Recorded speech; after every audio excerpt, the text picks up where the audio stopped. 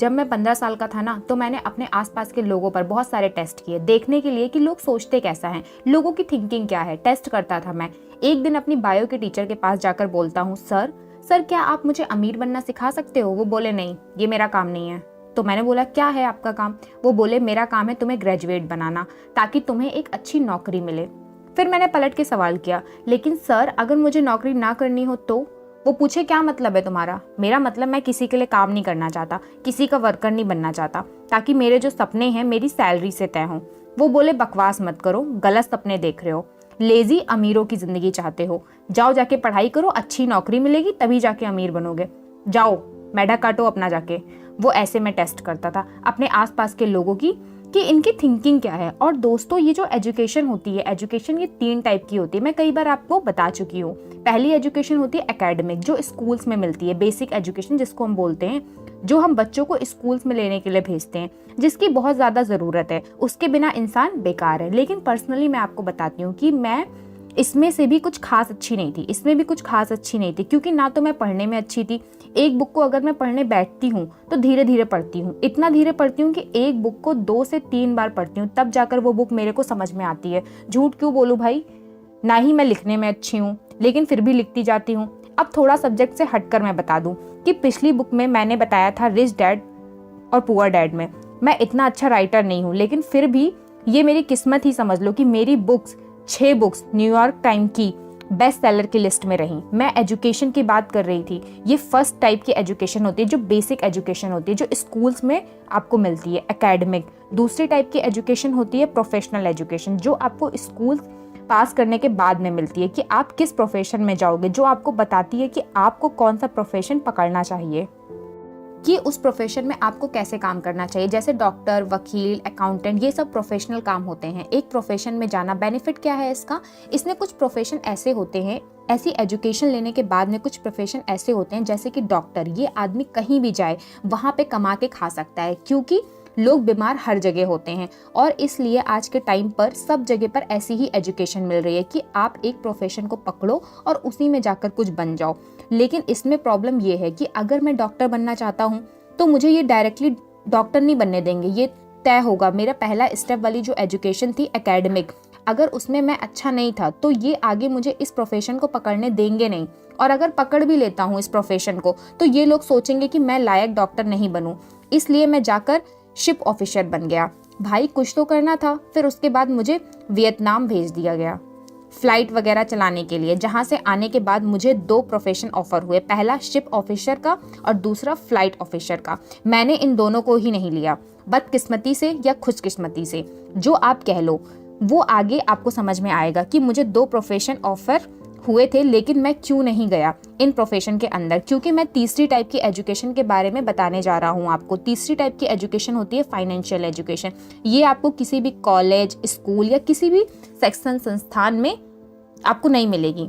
मिलती भी है तो ढंग से नहीं मिलती जैसे मिलनी चाहिए। और मैं मानता हूँ इसको ना पढ़ने की वजह से फाइनेंशियल क्राइसिस आना वाला है बहुत जल्दी, मानो या ना मत मानो, क्योंकि पढ़ लिख करके भी बच्चे उस दुनिया के लिए तैयार नहीं हो पाते जिसमें उनको जीना है। फाइनेंशियल क्राइसिस क्या होने वाला है, किस टाइप का होगा, ये आने वाले टाइम में लाखों लोगों के पास में रिटायरमेंट के लिए कोई पैसा नहीं होगा। और इससे बुरी बात सुनो, मेडिकल केयर के लिए भी पैसा, जो उस एज में बहुत ज़्यादा ज़रूरी होता है, हॉस्पिटल्स के लिए पैसा, वो भी नहीं होगा। आप देखना, आप किसी फाइनेंशियल एडवाइज़र के पास में जाना आपने, वो आपको क्या बताएगा? बोले सर आपके रिटायरमेंट के बाद में आपकी ज़िंदगी के खर्चे बहुत कम हो जाएंगे। आप क्या रिटायरमेंट के बाद में क्या इतने सारे खर्चे करोगे ऑफिस के ड्रेस के लिए, इधर उधर का? लेकिन वो आपको ये कभी नहीं बताएंगे कि आपके ये खर्चे कम हो जाएंगे तो आपके हॉस्पिटल के खर्चे बढ़ जाएंगे उस टाइम तक। भाई बुढ़ापे में आदमी इधर उधर खर्चे नहीं करता, लेकिन हॉस्पिटल में तो उसका खर्चा होता ही है कि नहीं होता। और सरकार, गवर्नमेंट, वो रख कर कितना ध्यान रखेगी और कितनों का ध्यान रखेगी? लाखों लोग हैं। और इसके अलावा हमारे देश के युवा जवान लोग, वो गरीबों का खर्चा उठाने को कितने को तैयार हो जाएंगे ये बताओ। तो स्कूल को ज़रूरत है कि फाइनेंशियल एजुकेशन देना शुरू करें। जब आप बाहर जाओगे तो आपको फाइनेंशियल एडवाइज़र मिलेंगे। वो फाइनेंशियल एडवाइज़र आपको कैसी एडवाइस देंगे पता है? मार्केट अच्छा होगा, वो बोलेंगे एक काम करो, लॉन्ग टाइम के लिए इन्वेस्ट करो, पकड़ कर रखो और पैसे को बांट दो, अलग अलग जगह पर बांट दो। फिर मार्केट जब डूब जाएगा तो सलाह देंगे आप एक काम करो, लॉन्ग टाइम के लिए इन्वेस्ट करो, पकड़ कर रखो, पैसे को बांट दो, अलग अलग जगह पर लगा दो। अब ये बताओ दोनों टाइप की सलाह में क्या अंतर हुआ? क्यों? क्योंकि वो एक ही टाइप की सलाह सबको देते हैं। इससे अच्छा खुद चीज़ों को समझो और खुद फाइनेंशियल एजुकेशन लो। यहाँ पर रॉबर्ट कियोसाकी ने अमीर बनने के अलग अलग तरीके बताए हैं। जैसे लोग अलग अलग टाइप से अमीर बनते हैं, लॉटरी लग जाती है, मेहनत करके बनते हैं, पैसा बचाते हैं, अलग अलग तरीके 8-10 तरीके बताए हैं। बड़े अच्छे अच्छे तरीके हैं। पहला तरीका है किसी अमीर इंसान से शादी कर लो, सबसे फेमस तरीका है ये। लेकिन आप जानते हो कि वो लोग जो अमीर इंसान से शादी करते हैं वो किस टाइप के होते हैं, उनके दिमाग में क्या चलता है? दूसरा तरीका है बदमाश बनकर अमीर बन जाओ। लेकिन इस तरीके के साथ एक प्रॉब्लम है। क्या प्रॉब्लम होती है कि आप खुद बदमाश बन जाओगे तो आपको बदमाशों के साथ काम करना पड़ेगा, तो उन पर कैसे भरोसा करोगे? और आपसे अगर कोई गलती हो गई तो 2 कंडीशन होती हैं। पहला, या तो पुलिस के हाथ में जाओ, जेल में सड़ो, या फिर आपके लोग तो आपको दूसरा मौका तो देंगे नहीं। ये जो होते हैं बदमाश, तो ये तरीका भी इतना कुछ खास अच्छा नहीं है। तीसरा तरीका है लालची बनकर, जिससे दुनिया भरी पड़ी है। लेकिन ये भी जान लो कि लालची अमीर लोगों की कितनी बुराई होती है, सबसे ज़्यादा बुराई होती है। और एक बदमाश और लालची आदमी में ज़्यादा फर्क नहीं होता। चौथा तरीका है चीप हरकतें करके, यानी कंजूसी करके अमीर बन जाओ। बड़ा फेमस तरीका है, बहुत लोग करते हैं, लेकिन इस तरीके को भी एक बुराई है। इन लोगों के साथ में प्रॉब्लम क्या होती है कि ये लोग जिंदगी भर तो कंजूसी करते हैं, पैसा जमा करते हैं, कंजूसी कर करके पाई पाई बचाकर, और सेल में सामान खरीदते हैं। लेकिन एंड में जब पैसा खर्च करने का टाइम आता है तब भी ये कंजूस बने रहते हैं। और फिर एंड में इनके बच्चे इनका मरने का इंतजार करते हैं, और इनके मरने के बाद में इनके बच्चे इनका जमा किया हुआ पैसा 2 या 3 साल में छू कर देते हैं। तो ये चौथा तरीका है। पांचवा तरीका है बहुत मेहनत करके अमीर बनना। लेकिन इसमें भी एक बुराई तो है कि बहुत मेहनत करके अमीर बनने के साथ प्रॉब्लम ये है कि जिंदगी में खुद ही उस पैसे का मजा नहीं ले पाते जो पैसा इन्होंने कमाया है, और टैक्स में ज्यादा से ज्यादा पैसा देते हैं। अपना तो शुरू से में मेहनत करना ठीक है, लेकिन जिंदगी भर के लिए मेहनत करना, कड़ी मेहनत करना ठीक नहीं है।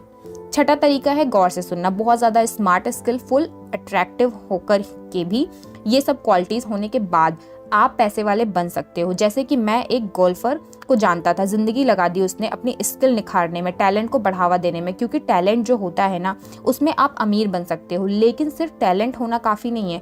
रिच डैड बोलते थे मेरे, क्योंकि टैलेंटेड लोगों से दुनिया भरी पड़ी है। जैसा आपने देखा होगा हॉलीवुड, बॉलीवुड में बहुत सारे अच्छे खासे दिखने वाले टैलेंटेड लोग पैसे वाले नहीं हैं, और बहुत सारे एथलीट्स आज करोड़ों कमा रहे हैं। लेकिन क्या गारंटी है कि वो जिंदगी भर पैसे को संभाल पाएंगे? या फिर फॉर एग्जाम्पल, अगर स्किल्स और टैलेंट की बात की जा रही है तो हॉलीवुड में हीरो की जगह स्टंट करने वाला बेचारा स्टंट मैन, उसमें क्या कमी है? हीरो से अच्छे से स्टंट कर सकता है, लेकिन फिर भी वो पैसे वाला नहीं है। होटल में काम करने वाला शेफ इतना अच्छा खाना बनाता है, बावर्ची, लेकिन वो खाना ही क्यों बनाता है? खुद का होटल क्यों नहीं है? इसका रीज़न ये नहीं है कि उसको खाना बनाना बहुत ज़्यादा पसंद है। इसका रीज़न ये है कि उसको सेल्स नहीं आती। जो सेल्स वो होटल वाला कर सकता है, खाना बेचने वाला होटल वाले का काम है, वो शायद सेफ नहीं कर सकता। तो टैलेंटेड लोगों से तो दुनिया भरी पड़ी है। सिर्फ टैलेंट होना आपको पैसा कमा के नहीं दे सकता।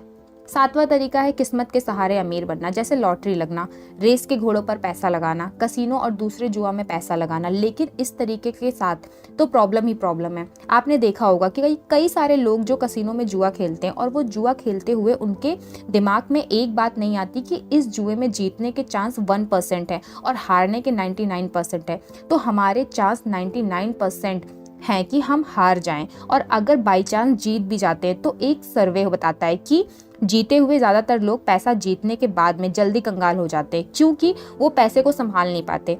इतना जल्दी वो पैसा जीतते हैं जिनको कमाने में उसको 5 जन्म लग जाएं। संभाल ना पाने की वजह से वो रोड पर आ जाते हैं। रोड पर तो क्या, वो इतना नीचे चले जाते हैं रोड के भी पाताल में। ये 7वां तरीका था अमीर बनने का। 8वां तरीका थोड़ा अजीब है, सुनने में थोड़ा अजीब लगेगा।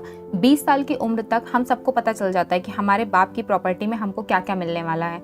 बाप से हमको एक विरासत नाम की एक चीज़ मिलती है। तो अगर आपको पता चले कि आपके फादर के पास इतना पैसा नहीं है और आपको इतना नहीं मिलेगा, तो आप फटाफट दूसरा तरीका ढूंढो। ये तरीके सबके लिए नहीं होते हैं।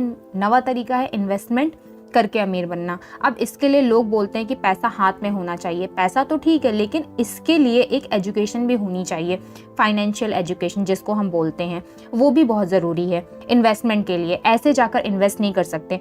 10वां तरीका है अपना बिजनेस बनाकर, अपना खुद का बिजनेस बनाकर, लेकिन इसमें रिस्क बहुत होता है और फ्रेंचाइजी खरीदना तो महंगा पड़ता है। और 11वां तरीका है सबसे अलग तरीका है, जिसको मैंने सबसे अलग रखा है, वो तरीका है नेटवर्क बनाकर, जिसमें सिर्फ आप पैसे वाले नहीं बनते बल्कि दूसरों को भी पैसा वाला बनाते हैं। फॉर एग्जाम्पल यूट्यूब सिर्फ खुद पैसा नहीं कमा रहा है, ये जो भी इस पे वीडियो बना रहा है वो सब पैसा कमा रहे हैं। तो ये नेटवर्क बनाना एक बहुत ही नया और अलग तरीका है, क्रांतिकारी तरीका जिसको हम बोलते हैं। इस नेटवर्क में दूसरों को भी फायदा देना होता है, तभी लोगों को आपके काम में इंटरेस्ट और मजा बढ़ता है।